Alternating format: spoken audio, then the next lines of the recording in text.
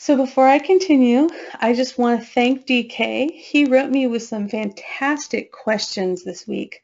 And because of the conversation I had with him in email, I thought of some things that I thought might help you as a pantser if you are wanting to look at traditional structure and derive some sort of a formula from traditional structure that you can use that doesn't require you to maybe have such a rigid perspective on what happens at each plot point. So as I was talking to DK, I was thinking about how power shifts between the protagonist and the antagonist in a traditional plot structure with three-act structure. In your inciting incident, the antagonist is driving the story and your protagonist is just reacting.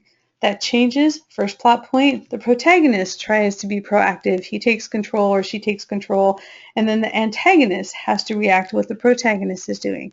And as you can see from this slide, it shifts back and forth throughout the story in terms of who is driving the story, who's being proactive, and who is reacting to what the other one is doing. So as a pantser, how does this help you? Let's say that you find try-fail cycles really upsetting and there's still too much structure for you. Most of the pantsers I know are able to eventually get that, but I have met a few who are just like, I just can't think that way either. It's still too much structure for me. What you can do if you want the minimum amount of structure for writing a story is you can just say, okay, I'm going to alternate who's driving. First, I'm going to let the antagonist be active and proactive and let the protagonist be reactive. And I apologize, that's a little bit of a tongue twister here with with all these pro words. But basically, let your protagonist react to the antagonist and then shift the power.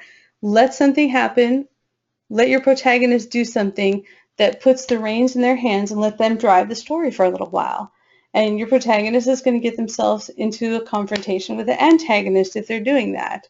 And then once the protagonist and the antagonist are in conflict, let the antagonist drive. Let the antagonist say, oh yeah, well, if you're going to do that, then I'm going to do this. And then the protagonist has to react to that. And let the power shift back and forth between your characters. And if we look back at that slide, that happens right up until the climax, where the protagonist is going after the antagonist one final time for that final battle.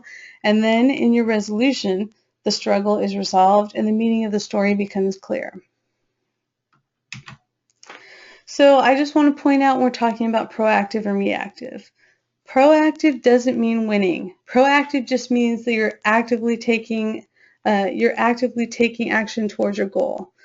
Reactive doesn't mean losing. It could mean that it just means that you're responding to someone else's actions. So this power shift going back and forth is not about winning and losing. It is not about the protagonist getting ahead and then the antagonist getting ahead.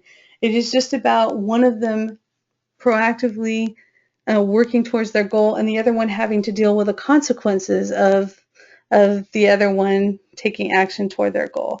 So it's about who's creating the consequences and who's dealing with the consequences as it shifts back and forth.